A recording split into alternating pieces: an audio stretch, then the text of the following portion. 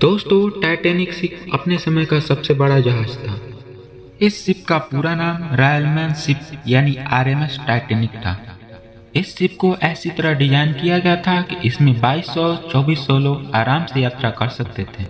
इस शिप को बनाने का जिम्मा व्हाइट स्टार लाइन कंपनी को दिया गया था, जो कि एक ब्रिटिश शिपिंग कंपनी थी, और इसे लगभग 3000 वर्कर्स टीम के द्वारा बनाया गया था। इस शिप को बनाने में 9 मजदूरों की जान भी चली गई थी। उस समय इस शिप को बनाने में लगभग 48 करोड़ का खर्चा आया था, जो कि उस समय के हिसाब से काफ़ी ज़्यादा था। यह शिप 10 मंजिला जहाज था और ये अटलांटिक में बसे एक छोटे से शहर के समान दिखता था।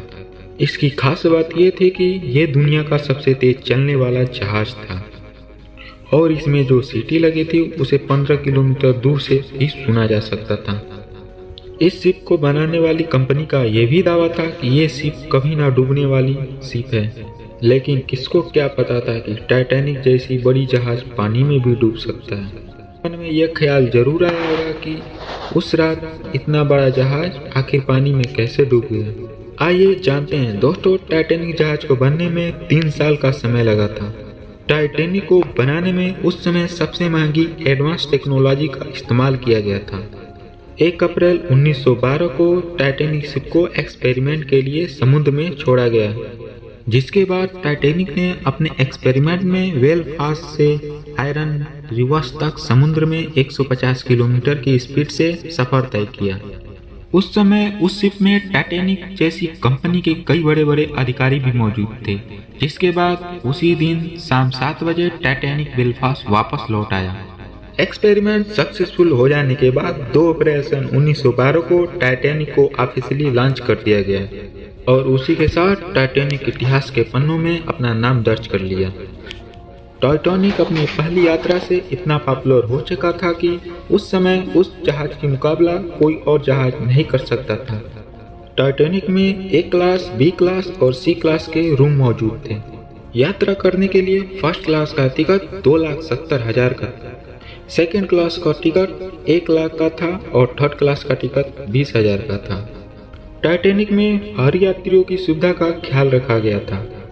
जी हाँ, इसके अंदर सुंदर swimming pool, yoga room, expensive cafe, veg और नॉन-वेज खाना और एंटरटेनमेंट के लिए गेम भी मौजूद थे। इसके अंदर एक्सपेंसिव तरह बाथरूम भी मौजूद था, जो कि काफ़ी ज़्यादा लग्जूरियस था, और इसके अंदर एडवांस इलेक्ट्रिक सिस्टम भी लगाया गया था। और यही नहीं दोस्तों, और इसके अंदर लाइब्रेरी भी मौजूद थी। और यही नहीं दोस्तों, फर्स्ट क्लास, सेकेंड क्लास वालों के लिए 4 लिफ्ट की व्यवस्था भी की गई थी। दोस्तों, टाइटैनिक अपनी पहली यात्रा के लिए तैयार था और इसकी पहली यात्रा इंग्लैंड के साउथहैम्पटन से लेकर अमेरिका के न्यूयॉर्क सिटी तक तय की गई थी और इसके कैप्टन एडवर्ड जॉन स्मिथ थे। और वो दिन था 10 अप्रैल 1912 और समय था रात के 12 बजे और टाइटैनिक अपने 2200 यात्रियों को लेकर रवाना हुआ। उस समय उस शिप में कई अमीर व्यक्ति मौजूद थे और उसमें दुनिया का सबसे अमीर व्यक्ति जैकब एस्टर भी मौजूद था। कुछ लोग तो ऐसे थे जो केवल अपने शौक के लिए इस ट्रिप को कर रहे थे, लेकिन उन्हें क्या पता कि जिस जहाज में वो सवार हुए हैं वो कभी भी अपनी मंजिल तक नहीं पहुंच पाएगा।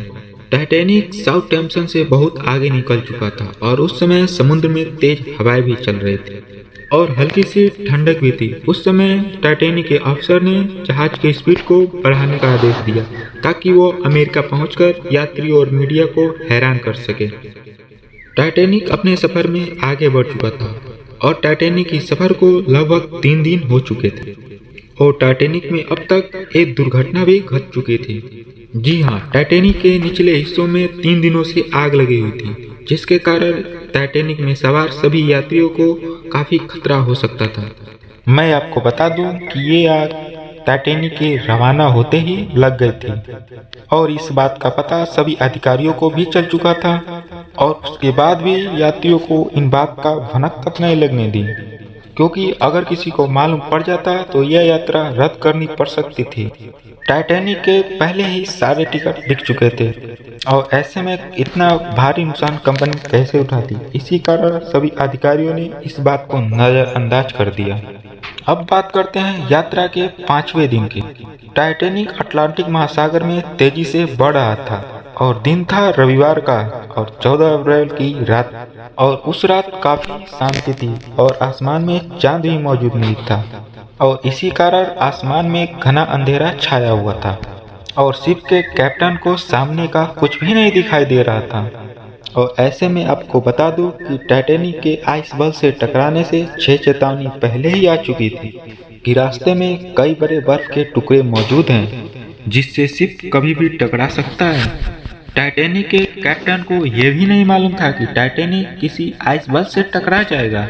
उस रात ऐसा हुआ कि घना अंधेरा के कारण कैप्टन को सामने का आइसबर्ग दिखाई ही नहीं दिया, और कुछ ही देर बाद रात को 11:40 जहाज के छठे अफसर जेम्स मूर के फोन की घंटी बजी और उनको यह भी बताया गया कि रास्ते में बहुत बड़ा आइसबर्ग है जिससे उनको बच के रहना है।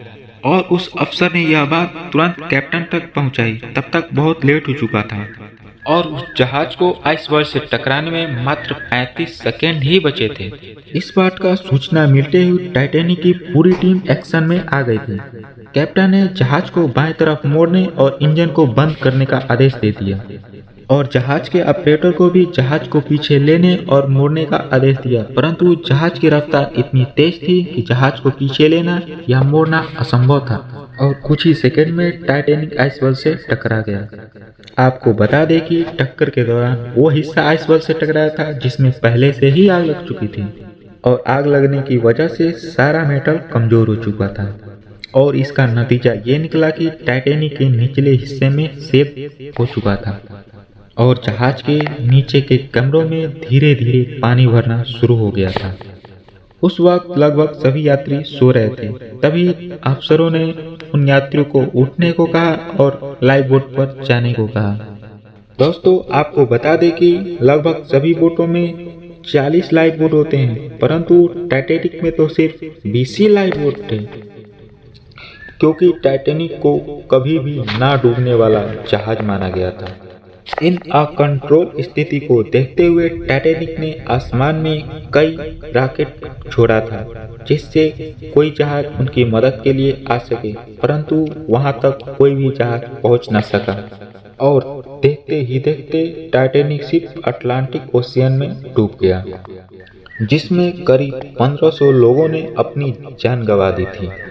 तो दोस्तों, आपको ये हमारा वीडियो कैसा लगा नीचे कमेंट बॉक्स में आकर बताइए, और हमारे साथ वीडियो को लाइक और शेयर करते रहिए, और हमारा YouTube चैनल सब्सक्राइब जरूर करें, और हमारा वीडियो देखने के लिए